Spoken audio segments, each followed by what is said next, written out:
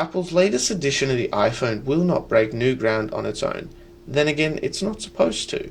As Apple has led the way in smartphone design for almost a decade, it intends for small, innovative changes to its flagship device to maintain its market advantage. Rather than trying with it potential failures, its smaller, incremental changes seek to preserve its market lead and quietly introduce itself to the market rather than, say, noisily bother the market with exploding batteries. The two major features of the latest iPhone are the AirPods and Apple Watch. Its latest iPhone is to promote a premium professional look that conditions the public slowly to the looks of the future. It maintains the iPhone 7 and the 7S in the same market, intent on satisfying return customers whilst trying to entice new customers with its innovative technology. Apple has maintained a large celebrity endorsement culture. This promotes upmarket living and emulated behavior. Apple's marketing is partly about the trust it has been building with its core customers for a decade. The company has turned to the internet, particularly social media, to reach a large amount of different people while still continuing to use traditional advertising to reach consumers who are not online. The main goal of Apple is to reach as many consumers as possible. The iPhone 7 has been marketed as the best, most advanced iPhone ever. It has been packed with unique innovations that improve all the ways iPhone is used every day, including all-new advanced camera system, dust and water resistant design, stereo speaker system, most powerful chip in any smartphone, all while delivering the best battery life in an iPhone. The main innovation that Apple has marketed with the iPhone 7 is that it no longer uses the conventional headphone socket to promote the use of its new wireless earphones, AirPods. This will also help the purchasing of Beats by Dre wireless headphones it now owns. The latest major innovation is in refining relatively new technology for widespread market use. Both the Apple Watch and AirPods seek to mainstream normally secondary or peripheral technology. Both these devices will be for trendsetters in the premium market. In the coming years, Apple will seek to dominate by having already established itself in these fields. Apple's purpose is to establish itself early in the race by preempting innovations and convincing consumers that this is a need and not just a very luxurious extra. While it may be too soon to tell how the iPhone is intended to be globalized, patterns of previous products can be used to predict this. The latest iPhone update now supports right-to-left languages such as Arabic and Hebrew. It also includes autocorrect for several languages when using the Quick Type feature, as well as translation features and several different keyboards for different languages. The iPhone 7 is expected to include all these features, if not expanding on them. This ensures that people everywhere can use the iPhone, no matter their language, and in turn, iPhones will cover the entire planet to an extent that has not yet been explored. The immediate target after the announcement of an Apple product is tech adopters and affluent new mobile device owners.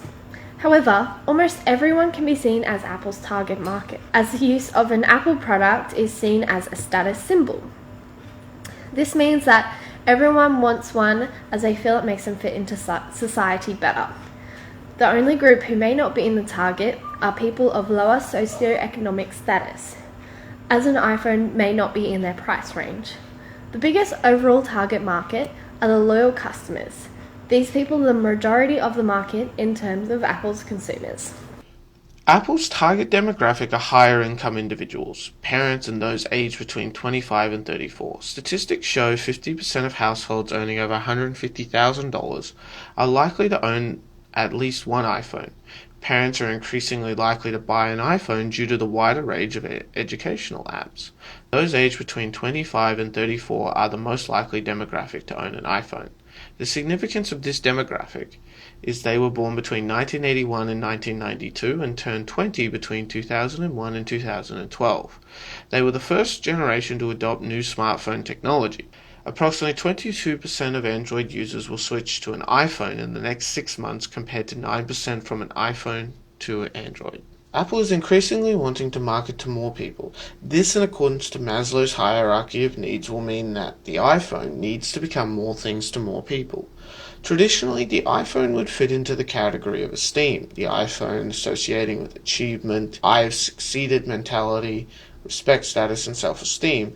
It is also more commonly moving and being marketed into both the belonging category and the self-actualization categories, especially as it becomes more a part of everyday life. It can fit into belonging on Maslow's hierarchy, as owning an iPhone means you are part of a special and exclusive club.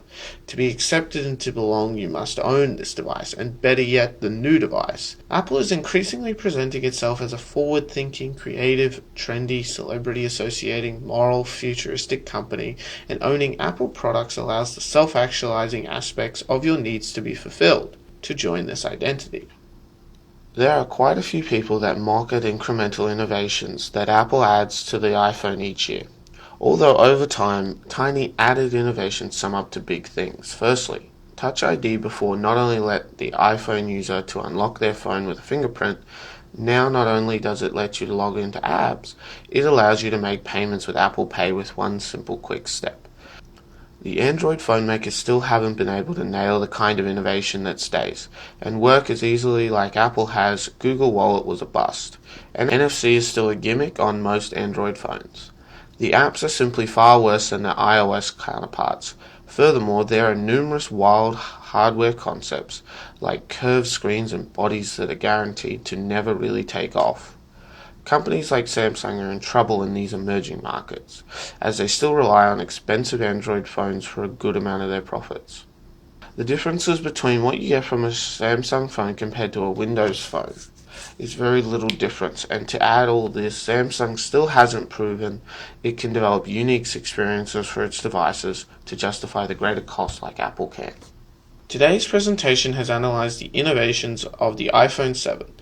Though not a new product, or moving on with significant changes, Apple still intends and markets the new iPhone as though it will maintain its industry lead. It is difficult to know, and time will tell, but a few key marketing areas and new innovations will at least keep Apple ahead of its most significant competitors.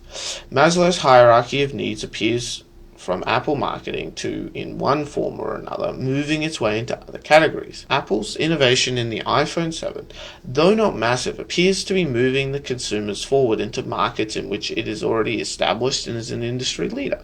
It is a bold strategy that has caused contention amongst market analysts, but only time will tell if Apple has a winning business strategy.